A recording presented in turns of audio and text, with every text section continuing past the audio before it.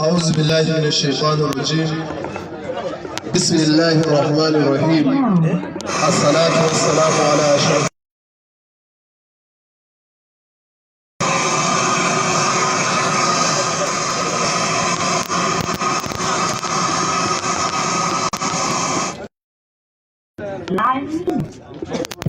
سيدنا محمد صلى الله عليه وسلم wa ba'd, assalamu alaikum wa rahmatullahi ta'ala wa barakatuh. Muna miƙa godiya ga Allah tabaraka wa ta'ala mai komi da ya haɗa mu a wannan guri mai tari a wannan kofar gida mai albarka, a wannan tsangaya ta Qur'ani mai albarka, wanda za mu yi wannan taro a yau mai albarka, taron Al-Qur'ani mai girma. Alhamdulillah, yan uwa, kafin mu shiga cikin program kai tsaye, muna mai farin cikin sanar da al'umma cewa wannan taro alhamdulillah ya samu sharafi da halartar manya-manyan limamai. Daga ciki akwai limamin masallacin martaba sarkin Gombe, muna tare da shi a wannan wuri, aka rabu muna maka maraba da su a wannan wuri. Sa'annan kuma muna tare da gwanaye, aramomi da almajiran ilimi a wannan guri mai albarka. Sa'annan muna tare da mai girma shugaban kungiyar agaji ta jama'atu nasarar islam na jihar Gombe, wanda ya samu kyakkyawan wakilcin mataimakinsa, kuma wanda shi yana ɗaya daga cikin jigajigai a wannan taro, kuma mai masaukin baki a yau, Alhaji Umaru Ya'u sarkin shinkafa, wanda shine babban mataimakin shugaban kungiyar agaji ta JNI na ƙasa reshen jihar Gombe na ɗaya. Sannan muna tare da mai girma masu riƙe da sarautu na musulunci na al'umma, shine mai martaba mai girma digacin Jauro Abare Alhaji Sale Adamu Damji. Sannan muna tare da manya-manyan bakinmu daga hukumar ainihin wato adult and non-formal education, wanda su ma suna tare da mu a wannan guri tun ɗazu, ɓangaren maza da iyaye mata, su ma Allah ya ƙara musu albarka. Muna godiya da wannan karamci da suka yi, kuma hidimarsu bata tsaya a iya halartar taron kadai ba. In an shiga program za a ji su ma irin role da suka play a wannan taro, bil akhassi ga wayannan ɗalibai da za a yaye su a yau insha Allah ta'ala. Saboda haka su ma muna musu maraba, da sauran wa'anda lokaci afwan ba zai bar mu samu daman ambatan su ɗaya bayan ɗaya ba. Insha Allah kai tsaye muna gab da fara wannan taro da yardan Allah. Kashi, ina zuwa. Kimara.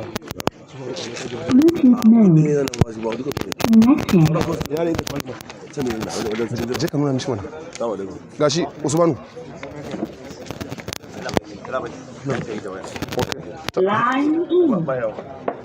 Sabiyanu. Su ne wakilan ne. Garkuwa ne. A mutum ne za ta yi. Me sunan shi? Bari haka nan, mu danna shi.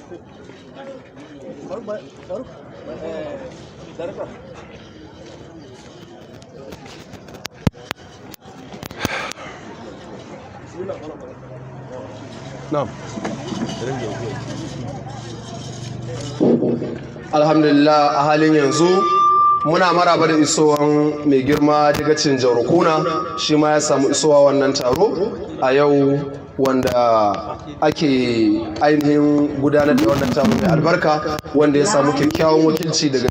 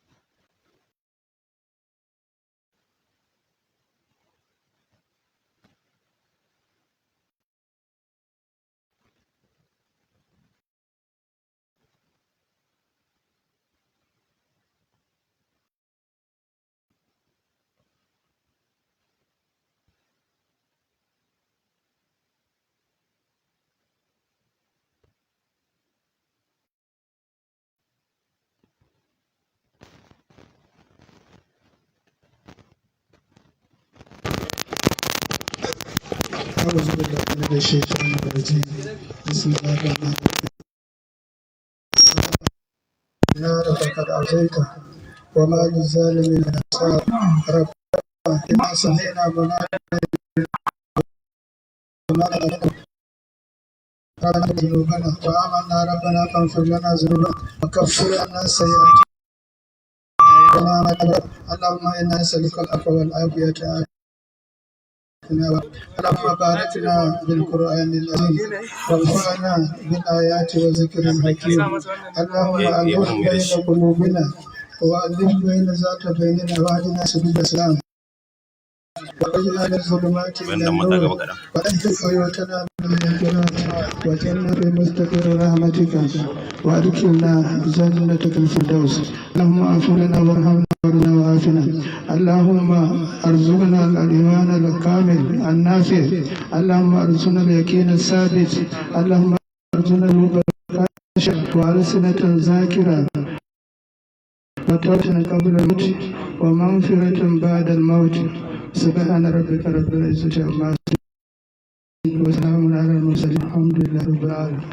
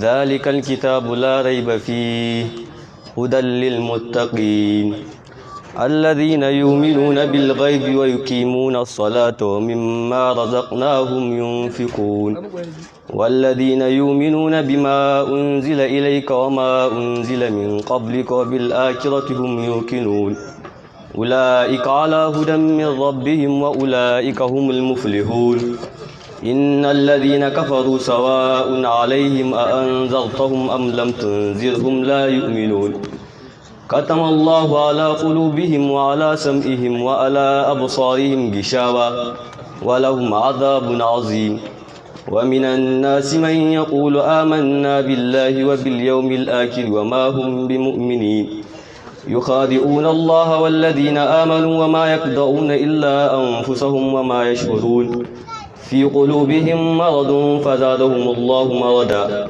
ولهم عذاب عليم بما كانوا يكذبون وإذا قيل لهم لا تفسدوا في الأرض قالوا إنما نحن مصلحون ألا إنهم هم المفسدون ولكن لا يشعرون وإذا قيل لهم آمنوا كما آمن الناس قالوا أنؤمن كما آمن السفهاء ألا إنهم هم السفهاء ولكن لا يعلمون وإذا لقوا الذين آمنوا قالوا آمنا وإذا خلوا إلى شياطينهم قالوا إنا معكم إنما نحن مستهزئون الله يستهزئ بهم ويمدهم في طغيانهم يأمهون أولئك الذين اشتروا الضلالة بالهدى فما ربحت تجارتهم وما كانوا مهتدين صدق الله العظيم.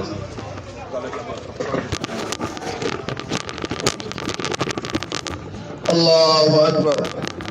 alhamdulillah karatun alkur'ani mai girma muka saurara daga bakin ɗaya daga cikin hafizai na wannan tsangaya mai albarka ƙaran malam abdul hakim. Muna fata mu albarkan alkur'ani, Allah kuma ya sa ƙur'ani ya cece mu. Abu na gaba da wani kafin mu je shi, muna maraba da isowan mai girma sakataren kudi na kungiyar agaji ta JNI na jihar Gombe, Alhaji Abubakar Algali. Ranka yi muna maka maraba da isowa, ma'ana State Financial Secretary, Nigerian Aid Group of JNI Gombe State Branch. Abu na gaba a jadawali shine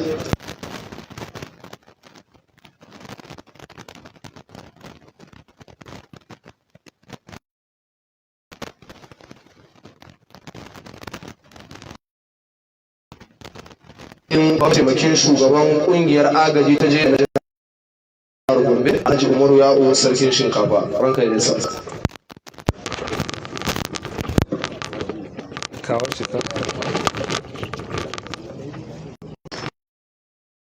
أعوذ بالله من الشيطان الرجيم. بسم الله الرحمن الرحيم. وصلى الله على رسول الله سيدنا ونبينا محمد صلى الله عليه وسلم.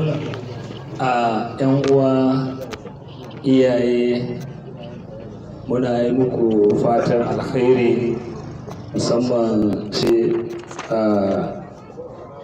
dagacin Jauro Abare Alhaji Sale Adamu Madamji da kuma dagacin Harawa cikin sai Professor Abdullahi Babba Garba, Honorable Faruk, da kuma babban limamin masallacin mana yau, da kuma mai anguwa da dai limamai da kuma Malam Usman, da dai manya-manyan mutane da suka halarto wanda ba zan tsaya min suna ɗaya ba. Ina neman afuwa kan wannan, tare da fatan wannan taro da aka sa gaba na alkhairi, harkar alkur'ani haka ce da girma, wanda banda Allah ba wanda ya san iyakacin da kowane wanda ya halarci wannan wuri yake da shi. Fatan muna fatan da aka wannan taro lafiya, Allah wani sa a kama lafiya, kuma yadda kowa ya zo cikin farin ciki da kauna ta alkur'ani, Allah ubangiji ya cika mana lada na wannan al'amari. Allah ubangiji ya sa a kammala lafiya, a gama lafiya. Muna yi wa kowa fatan alkhairi. Assalamu alaikum wa rahmatullahi wa barakatuh.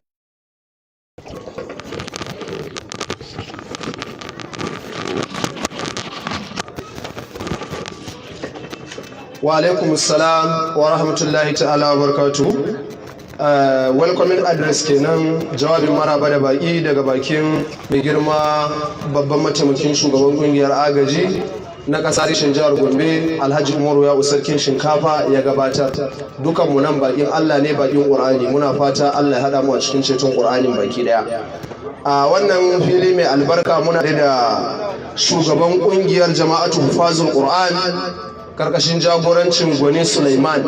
Muna tare da shi a nan da shi da sauran manyan hufaz armomi. Muna musu maraba iso wannan taro, dama taro nasu ne, da fatan ubangiji Allah ya saka musu da mu duka da alkhairi. Wanda kuma shi alaramma Malam Yakubu Aliyu shine sakataren tsare-tsare na wannan kungiya mahaddatta Alqur'ani mai girma na kasar reshen jihar Gombe.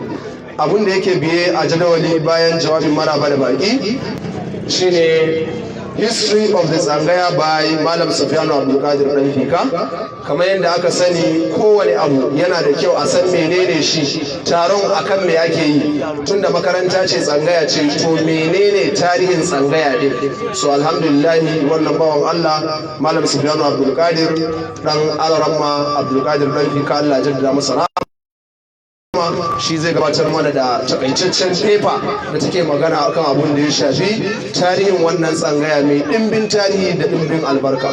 Akramakallah Malam Sufyanu Abdulkadir dan Fika, bismillah. أعوذ بالله من الشيطان الرجيم. بسم الله الرحمن الرحيم. والصلاة والسلام على أشرف المرسلين سيدنا ونبينا محمد. أما بعد، السلام عليكم ورحمة الله وبركاته. In the name of Allah, the beneficent, the most merciful. Before I proceed, let me start by observing some protocols. The representative of the Honorable Commissioner of Science and Technology, in person of Associate Professor Abdullah Bagankwa, who have been represented by Honorable Farouk, known by Farouk Besda, the representative of the chairman of JNI, in person of Alhaji Bafaji Abubakar, who have been represented by Alhaji Umar Ya'u, Sarkin Shinkafa, the village head of Jauro Abare, Alhaji Saad Adamudamji, and the representative of the village head of Jarokuna, the manager of Islamic Medical Association of Nigeria, Iman, Alhaji Abubakar Al-Ali, the chief imam of Gombe Central Mosque is here with us. The Dan Masanin Dawaki, Malam Abbas Abdul Qadir, the representative or the members of the Adult and Non-Formal Education Agency are here. Permit me to stand with the existing protocol. Let me continue with the brief history of this great school, that's Tanzania, of Mali Yakubu Alaramba. The Tanzania was established by Alhaji Ibrahim Megishiri so many years ago, and later followed by Mamman Buzu, who contributed toward the development of this area, and later Malam Masudu, Malam Abdul Qadir Boltongo, and Malam Usman, who is here with us. They all give their contributions to the growth of this great Angaya. Then Malam Yakubu Alarama came around 2007 and continued giving his contribution in the area of Quranic education and Islamiyya. All this journey, the Angaya was managed by the late Alhaji Shehu Brema, who served as the host to all Malams that are coming from various places. Alhaji late Shehu Brema plays an important role technically and financially in the preservation of this great Angaya. May his soul rest in Jannatul Firdaus. Amen. However, his children followed his footsteps in contributing their and managing of this great Sangaya, especially Barrister Shoaibu Shehu Brema, who always stands and give his contribution to this Sangaya, while other children of the late are always coming in whenever the need is arise. So the Sangaya, from the beginning up to now, have graduated hundreds of people from various places within and outside the Gombe state. And Mali Yakubu Alarama, from 2007 to date, under his supervision, graduated about 100 memorizers under his supervision. And consequently, the school has about 273 students that are learning the glorious Quran under the Mali Yakubu Alarama. May Almighty Allah al-barakati his knowledge. Amen.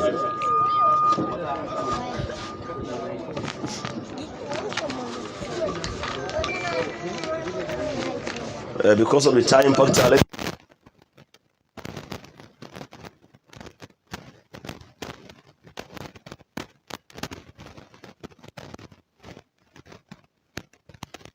Alhaji Muhammadu Inuwa Yahaya into modern Angaya system. Alhaji Muhammadu Inuwa Yahaya under the program of BESDA program, especially in metamorphosing, that is changing the traditional Angaya system into integrated modern Angaya schools across all the 11 local government area. Across all the 11 local government area with improved welfare and monitoring.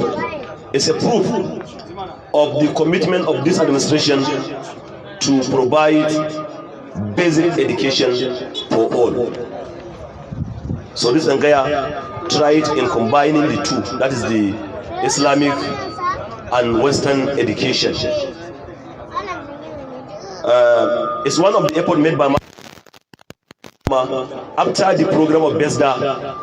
He went directly to the agency for adult and non-formal education and requested for their services, and the agency for adult and non-formal education have responded positively, and they try all their best to see our children learn how to read and write in Western education curricula. So at this time, move on, this Angaya has to go hand in hand with time and the contemporary time. There are some challenges surrounding this Angaya as I listed below. Accommodation, feedings, healthcare, classes, and the issue of permanent site. Finally, the management of the Angaya like to acknowledge the effort made by His Excellency, the Governor of Gombe State, in person of Alhaji Muhammadu Inuwa Yahaya, Damajan Gombe, for modernizing the Angaya educational system through modern integrated Angaya schools in all the 11 local government areas of Gombe State. The profound gratitude goes to the special advisor to the Gombe State Governor on Angaya and Al-Majiri education, Hajia As-Sayyida Amina Shetahir Usman Bauchi, for contributing.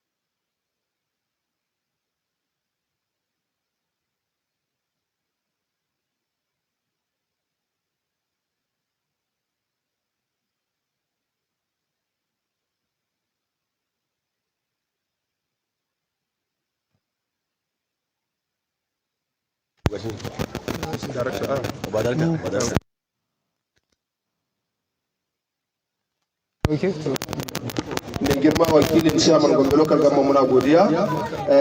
Za mu gayyaci mai girma wakilin kwamishina na wato Commissioner of Science and Technology Gombe State, shi ma ya taimaka ya zo domin karrama wayannan ɗalibai masu albarka da wannan certificate daga shi mai girma Director na Adult and Non-Formal Education.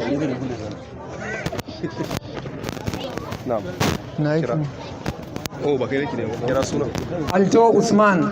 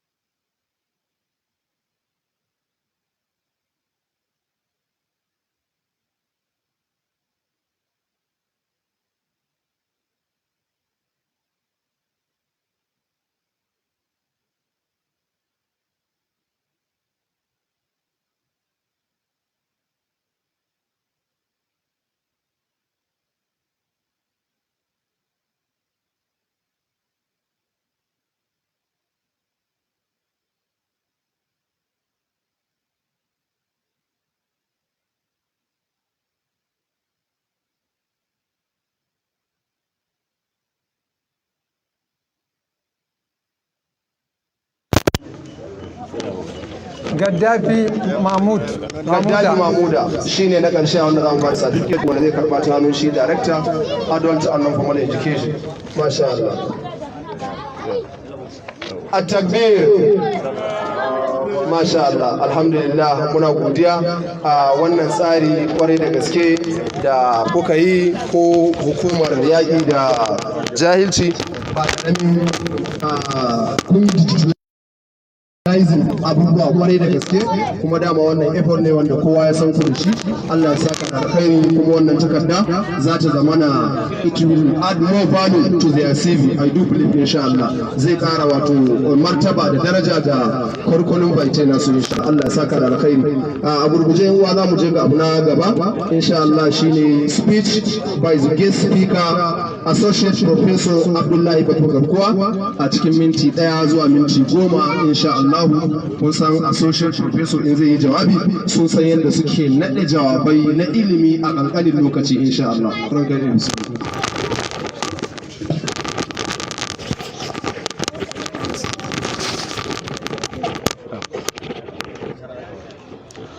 أعوذ بالله من الشيطان الرجيم بسم الله الرحمن الرحيم الحمد لله رب العالمين الرحمن الرحيم مالك يوم الدين إياك نعبد وإياك نستعين اهدنا الصراط المستقيم صراط الذين أنعمت عليهم غير المغضوب عليهم ولا الضالين آمين.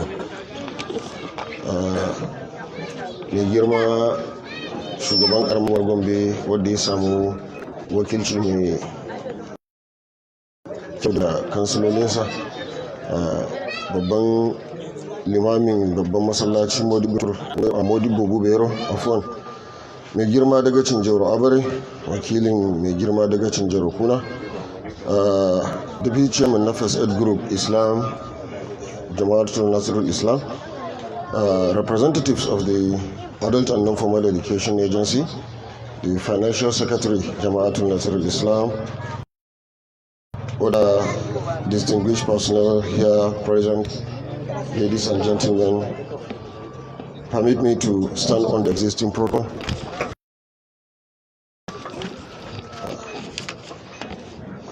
Being speech by Dr. Abdullahi Bapa Ahmed, former BESDA Gombe State Coordinator, a graduating of learners in basic level of non-formal education at Sangam Malam Yakubu, distinguished guests, esteemed Alaramoni, graduating learners and other respected guests, Assalamu alaikum warahmatullah.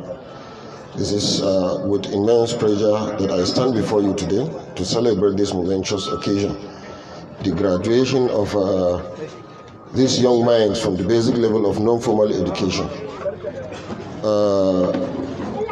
In Tsangayar Malam Yakubu, this achievement marks a significant milestone in our collective efforts to improve the life of out-of-school children, popularly known as the Almajiri children in Gombe State. During my tenure as the BESDA coordinator, we embarked on a transformative journey to upgrade the traditional system of Tsangayar reading and learning. This involves a multifaceted approach, emphasizing on the following. Number one, capacity building. We invested heavily in transforming and training the alamas, the likes of Malam Yakubu, in equipping them with the necessary skills to effectively manage their Tsangaya and integrate into modern teaching methodologies while upholding the cherished values of Islamic education. Secondly, the curriculum enhancement, where we introduce basic literacy and numeracy and life skills into these schools, ensuring that these young learners acquire essential knowledge and skills that will empower them for the future. This journey was undoubtedly challenging. Gaining the trust and acceptance of the Alarama was a crucial step. However, thanks to the unwavering support of His Excellency, the Governor of Gombe State, in person of Alhaji Muhammadu Inuwa Yahya, the Damaja of Gombe, and the invaluable guidance of the SUBEB Chairman, Honorable Babaji Babadidi, we were able to overcome these hurdles. Today, I am filled with immense pride to witness the fruits of our collective efforts. The dedication and hard work exhibited by Malam Yakubu and the other Alaramas are truly commendable. I am confident that under the visionary leadership of our esteemed mother, Hajia Amina Sheikh Tahir Usman Bochi, who is championing the cause of Alaramas, even greater states will be made in this sector, inshallah. And I urge all of you to support this initiative played by her and pray for her success. I would like to express my sincere gratitude to the Adult and Non-Formal Education Agency for their unwavering partnership and continued support in providing access to quality education for these children. Malam Yakubu, I commend you for your exemplary and dedication. Your commitment to the education of these young learners serves as an inspiration to all. I urge other Alaramats to follow in your footsteps. To our graduation learners, I extend my heartfelt congratulations. You have worked diligently and achieved a significant milestone. Embrace this knowledge and strive for greater heights. May Allah continue to guide and bless us all in our endeavors to uplift the life of our children. Thank you. Insha Allah, wannan rubutu ne wanda an yi shi ne a turance. Insha Allah zan samu in yi gajeren ta'aliki a kai a cikin harshen da duka mu za mu iya samun daidaito wajen fahimta. Insha Allah zan iya kokari in yi adalci wajen fasarin. Insha Allah, bayan dukkan matakan gaisuwa, wannan bayani ne da shi Dr. Abdullahi Baffa Garkuwa ya rubuta a cikin farin ciki. Wannan dama ce da muka samu da za mu yi amfani da ita mu ga mun kyautata rayuwa ta addini, ta fuskar addini da ta fuskar zamani. Mu ga cewa 'ya'yanmu da kuma waɗanda iyayensu suka ɗauko nauyi da alhakin tarbiyyantar da su da karantar da su da samar musu hanyar da za su kyautata rayuwarsu, waɗanda aka fi sani da almajirai a hannunmu, mu ga mun kyautata rayuwarsu ta kowane irin fanni, sun zama dukkan irin abin da muke fata su zama a rayuwa. Inda aka nuna almajiri zai cewa yana kuma alfahari da cewa lallai ni almajiri ne, domin za ka ga abun ado a wajensa, kuma daman abun da ake ado da shi shine ilimi da kuma kyawawan halaye. A lokacin da na yi aiki a matsayin coordinator na hukumar Besda a jihar Gombe, mun yi haɗaka wajen cimma wannan buri da gwamnati da shugabannin al'umma, iyayenmu, sarakuna da hakimai da dagatai da masu unguwanni da dukkan waɗanda suke da abun da za su yi a ciki, musamman su kansu alaramomi. Wato haɗin kai da alaramomi suka ba da wajen cimma wannan buri. Babu wani abu da za a iya ce musu sai dai Allah ya saka musu da alkhairi. Allah ya sa dukkan ɗawainiya da suka yi ya zama abin da Allah zai karɓa ne cikin ibadunsu, saboda abu ne wadda yanzu ina magana ɗin na akwai fuskokin da in muka haɗa ido suna gane abin da nake faɗi, ni ma ina gane abin da yake cikin zukatansu, saboda na san irin gwagwarmaya da aka yi da su tun daga farko. An samu shekaru da yawa sannan aka samu wannan daidaito. Wannan kuma al'amari ne wadda ba za mu bari ya tafi a haka ba, ta inda za mu kira Malam Yakubu a matsayinsa na wani zakaran gwajin dafi, da kuma kira da sauran alaran su yi koyi da irin wannan haɗaka tsakanin makarantunmu na tsangaya da kuma irin waɗannan hukumomi masu ba mu goyon baya, irin su adult and non-formal education. Wani ganin cewa mun taimaki yaran nan bayan karantar da su addini, mun karantar da su Qur'ani, mun ba su tarbiyya wadda ta tace da addini mu da al'adunmu, kuma mu samu waɗanda za su taimaka mana ta inda mu kuma ba za mu iya kawowa ba, kamar irin karantar da su abun da ya shafi rubutu da karatu cikin harshen Hausa, in an samu da Turanci ma, da koyon sana'o'i da abubuwan da za su dai inganta rayuwarsu ta kowane irin fanni, ba tare da mun taba kuma abun da muka ɗoru a kai na karanta ni da tarbiyya ba. Insha Allah, daga cikin abubuwa da shi Dr. Garkuwa ya tuna a cikin abubuwan da ya bayani shine, bayan ita wannan haɗaka na samun daidaito tsakanin gwamnatoci da shugabannin al'umma da kuma su alarmomi, wannan ya nuna mana cewa in dai muka ci gaba da irin wannan al'amuri, insha Allah za mu samu lokaci da za mu wayi gari ɗalibanmu sun zama abun alfahari a wajenmu gaba ɗaya.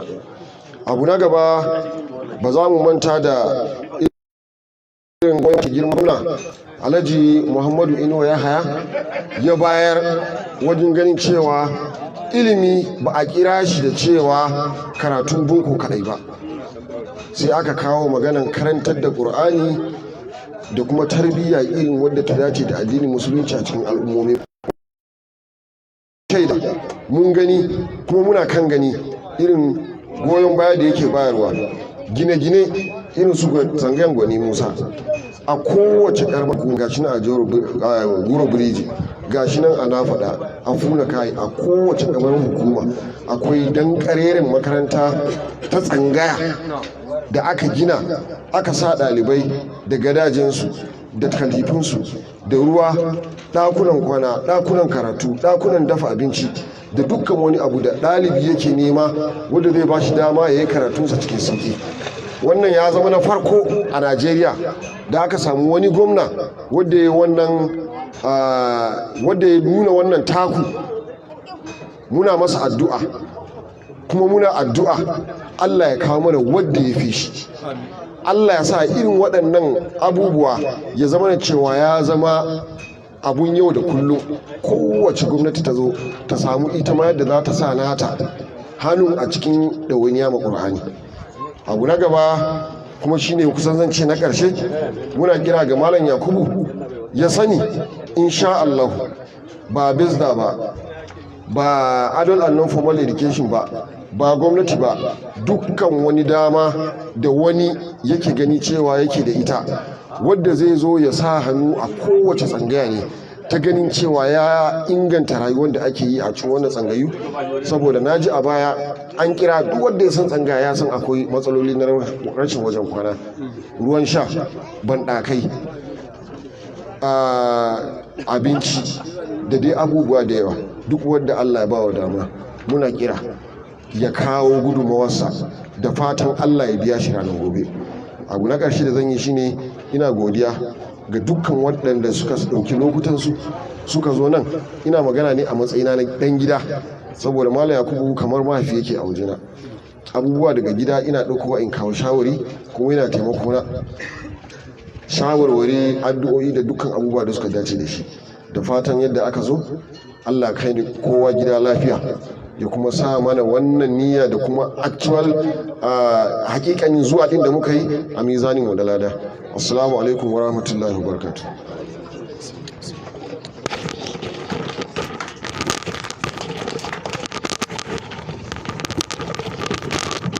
Allahu Akbar. Allah ya saka alkhairi. Jawabin mai girma Honorable Commissioner na kimiyya, fasaha da kuma na Honorable Commissioner Ministry of Science and Innovation and Technology wanda ya samu kyakkyawan wakilcin ɗaya daga cikin manyan jami'ansa Alhaji Malam Faruk. Allah ya saka da alkhairi, ya gabatar da jawabi mai matukar muhimmanci kwarai da gaske.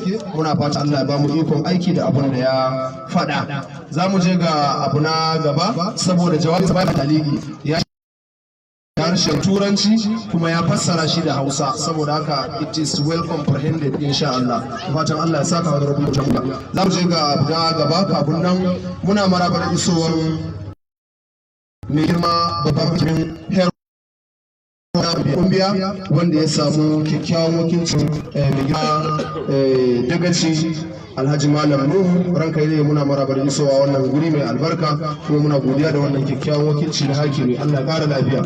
Za mu je ga abu na gaba shine jawabin guest speaker na biyu. We are on item 7, speech by the guest speaker 2 wani Mutala Musa Chashiya. Saboda uzuri na hanya da tafiya ya samu kyakkyawan wakilcin ɗaya daga cikin manyan aramomi a wannan gari mai barka, Hafiz Alaramma Modibo Shek Adamu Cino, wanda insha Allah zai mana jawabi a madadin abun da yake akwai daga gare shi in Allah ya aka muku Allah. أعوذ بالله من الشيطان الرجيم. بسم الله الرحمن الرحيم. الحمد لله رب العالمين.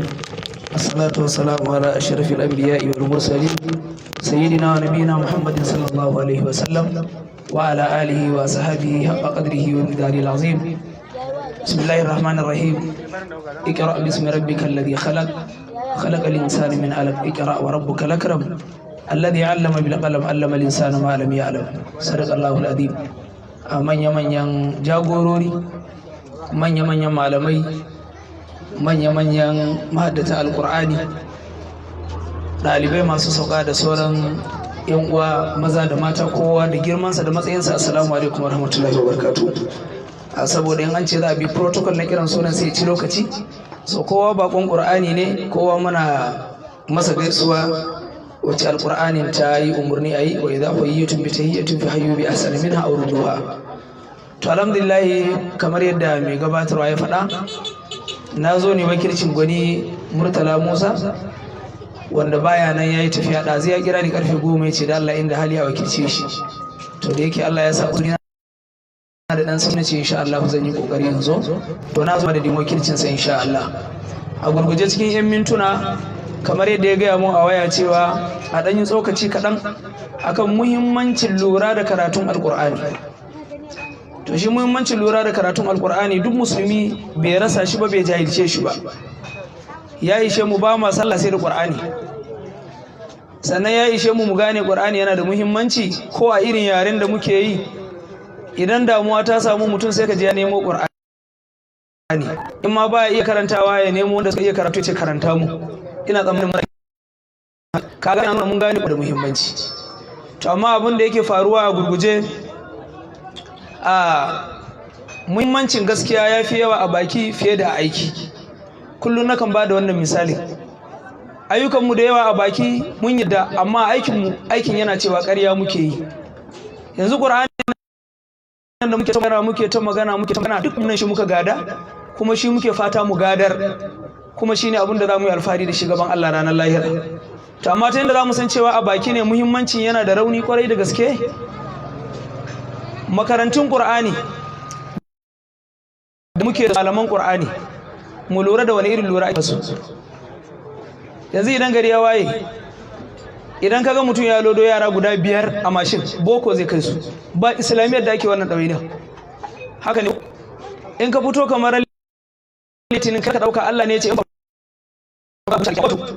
ka ga wani yayi gaba shida wani yayi gabar da yara yayi yamma da yara wani yayi kudu wani yayi arewa duk abu ɗaya za a je boko wace makarantar Qur'ani wannan halar ita ce tambayar babu kaga baki kan mun yadda amma ina aikin a nan matsalar take to dole ne mu dawo mu ƙara muhimmantar da alƙur'anin nan kuma za ka samu mahaifi zai iya biya wa ɗansa kuɗi 100,000 a makarantar boko ko 200,000 yanzu ma an daina yayin 100,000 100,000 kam ko ƙasa da haka na yan uwanmu ne talakawa ya ku bayi yanzu sai 300,000 a tam sai 500,000 kuma a cikin Gombe na fa ba Abuja ba wace makaranta ce ake biyan 50,000 a garin nan ni dai kan ban sani ba amma ban ce babu ba 50,000 kuma Qur'ani wanda in ka je lahira shi zaka taso da shi ka alfahari gaban Allah ba ma wani gwani a gaban Allah ran alkiyama sai mai karatun Qur'ani ba digiri kai ba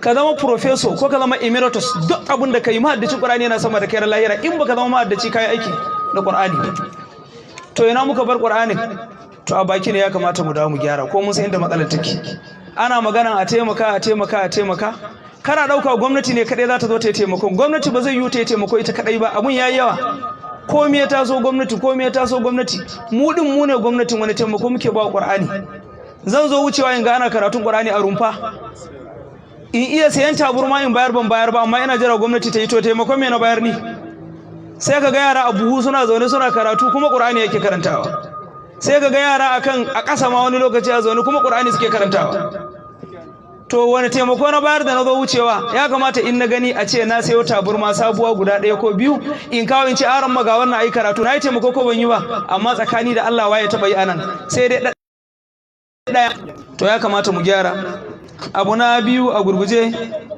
taimakawa kansu da kuma taimakawa malaman Qur'ani domin ba a taimakon makaranta sai an taimaki malamin makaranta to malaman suna da buƙatar taimako kamar yadda kowa ya sani gaskiya a yanzu yawanci hali da muke ciki mu muna koyarwa mafi yawa masu koyarwa wallahi rashin sana'a ne yake samu koyarwa kaɗan ne masu koyarwa saboda Allah sun haƙura in mutum na koyarwa zai yi ya ka je ka samu islamiyya ko tsangaya kan dama babu wani benefit in ka ga an yi sai a shekara sau 1 ko sau 2 a ɗan jeho wani abu a ce an ɗan taimakawa alarammomi a yaɗa wa duniya gaba ɗaya kuma abun da aka bayar la yusminu wa la yughni min ju'in yanzu za a iya ɗauko abu a kawo sorry to say daga gwamnati za a kawo ɗin sai a samu tsangaya mai mutum 1000 sai a kawo mata buhun dawa 5 ko 6 kuma a yayata an taimaka amma taimakon ne ba taimako ba ne an san kuma yaya kamata a yi saboda haka ba a taimaki tsangayu ba dama mun san wannan to mu dawo ko islamiyu na gari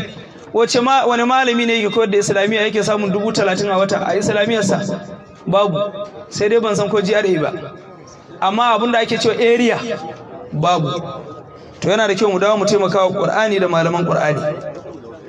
Wani mutum yana koyar da yara ya ɗauka daɗi ake ji, ya fara ya ga abun ba zai je ba, sai ya tara yaran ya ce ya bada hutu. Aka ce na me ya ce ya bada hutu. Sai ya nemo tebur ɗinsa mai rai da lafiya ya je saro yan kayayyaki a kasuwa, inda yake koyarwa sai kasa tebur ɗinsa. Malam ya haka sai ya ce a tebur ɗin ya fi mun tara 'ya'yanku, tunda ba za ku iya bani kuɗin magi ba, gara in sayar in samu na magi. Sannan daga baya masu hankali a ciki suka dage, suka yi kokari suka dawo da shi kan koyarwa ya miƙe kuma Allah saka da alheri. Abu na gaba, waɗannan ɗalibai muna musu murna da suka yi karatun Qur'ani kuma suka haɗa da yaƙi da jahilci. Muna fata Allah ya karatun albarka. Sannan a wannan nukɗa nake kira ga sauran 'yan uwanmu arammomi, kar mu tsaya iya Qur'ani mu ce iya nan muka tsaya. Shi ilimin nan da muke gani na boko, duk ilimin a Qur'ani yake, bari muka yi, masu wayo suka ɗauke. Amma wanda ya iya Qur'ani ya ce zai yi ilimin zamani, ba abun da ba zai iya ba. Kuma duk ilimin da zaka je ka gama karatun ka dawo yana nan a cikin Qur'ani. Da mamaki ma musulmi ka ji yana cewa wai an samu wani technology, an samu wani ci gaba wanda yana nan a Qur'ani sama da shekara 1400 zuwan manzon Allah. Ba wani ilimi da Qur'ani ya bari bai kawo ba. Ilmin sciences shine da aka fi gadara da shi yanzu. Ilmin sciences, duk abun da zaka yi na science Qur'ani ya kawo ninkin ba ninkin abun da ka sani, har ka mutu ba za ka san me Qur'ani ya kawo ba. Amma mun zauna ka a wai rashin sani kaza ta kwana kan dami da yunwa. Amma duk abun da yake ilimi ne na zamani yana cikin Alqur'ani. Ka dawo ilimin agri-science duk yana cikin Qur'ani. Ka dawo ilimin abun da ya shafi geography, in ka karanta Qur'ani sai ka ga wannan koyo suke yi har yanzu. Mu ba da misali, in za ka ce za ka gana akan geography gaba ɗaya, ayoyi biyu sai su ma ilimin gaba ɗayansa su ma suna bin ka bashi. In ka ɗauko wa shamsu ta jiri li mustaqarrin laha, dhalika taqdirul azizil alim, wal qamaru qaddarnahu manzila حكى الأردن القديم لا الشمس ينبغي لها أن تدرك القمر ولا الليل سابق النهار وكل في فلك يسبحون. duk geography ka wannan ayan tana bin ka bashi. Bayan awalam yara alladhina kafaru anna samawati wal arda kanata ratqan fafataqnahuma waja'alna min al-ma'i kulli shay'in hayyin. Ala yu'minun. Masu bincike da suka bincike sai suka ce wai an gano duniya 70% na duniya ruwa ne. A tashi da yau ta bare Qur'ani ga mana wai an gano wa Allah ne mai kullu shay'in hayy. Qur'ani ne ga abun da yake yanzu na zamani zamu bada misali wanda kowa ya san shi, tomfurin. Kowa ya san tomfurin, ai musamman ma'aikaci a Gombe kam.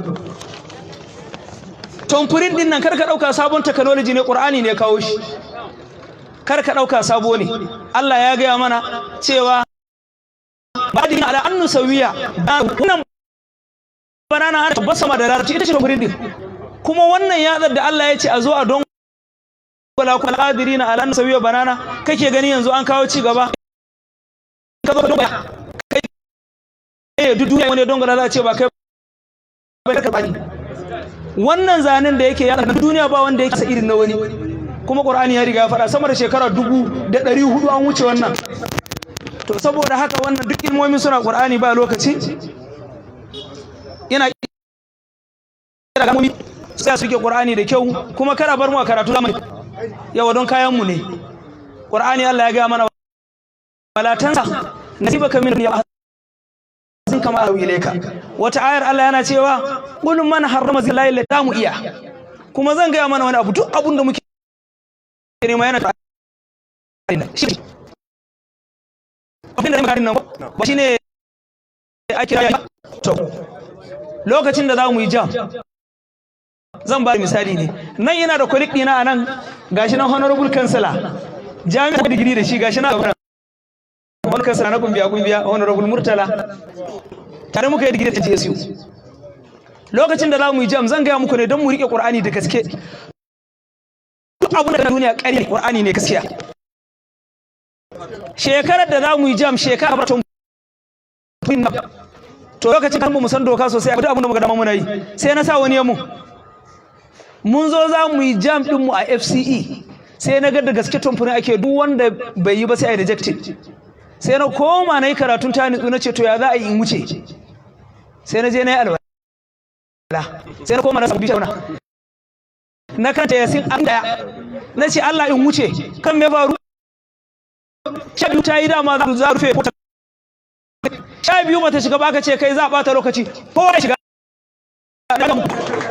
wannan akai na ya faru kuma yanzu ba za ka je ka janye mu takardar digiri na saboda yanzu a jami'i na da Allah da me duk wanda ya tumfuri a wancan shekaran 2010 duk wanda ya ci wanda ya je jan ba tumfurin da Allah arzikin me ya ci arzikin Qur'ani da suratu yasin kuma ni na karanta ko Kirista ranar ya ci arzikin Qur'ani to don me za mu bar mu baya kar mu yi garaje duk boko mutum ya zo ya yi boko kai ma kai boko ya zo Qur'ani kuma ya ce to aran mu fa muna daga baya dole ka koma baya Qur'ani shi yana binka a baya saboda haka mu dage mu yi kokari mu sa armomi da sai muna mika godiya ga gwamnatin jihar Gombe kamar yadda shi a girma coordinator abun nan na Bezda ya faɗa yanzu gwamnatin Gombe ta yi kokari kwarai muna yaba mata amma fa muna gaya mata ɗaya cikin goma ta yi muna jiran tara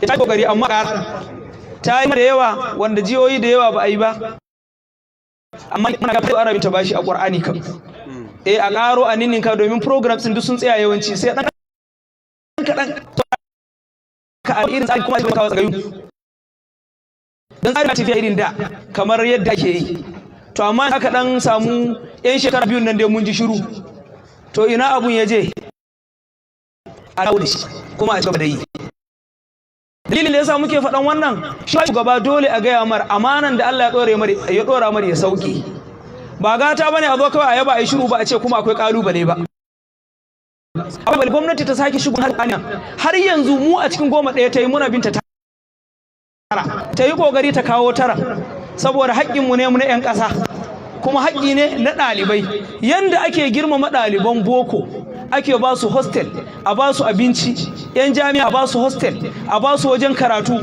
a sa musu fanka a sa musu AC a wani wuri a ba da babban ofis tsangaya tana bin bashi a yi mata kuma yana tsamman kafin a fara jami'o'i da firamare da sandiri Qur'ani na aka fara samu kowa ya gaje shi to don Allah ya yi kokari a dawo mana da shi Allah ya taimake mu assalamu alaikum warahmatullahi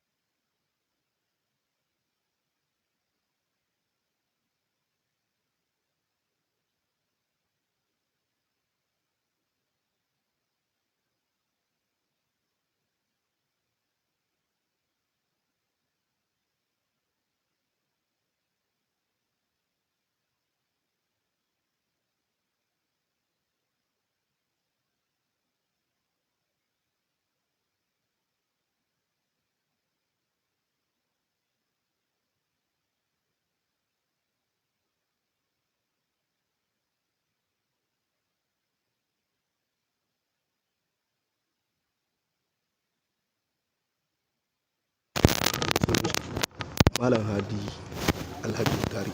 Malam Haji Alhaji Muktari in yana nan afuwan zai fito, akwai dan abun da zai zamana ya karba na takrimi daga ita wannan tsangaya mai girma daga bakin afuwan daga hannun shi kansa shugaban wannan tsangaya din. Malam Haji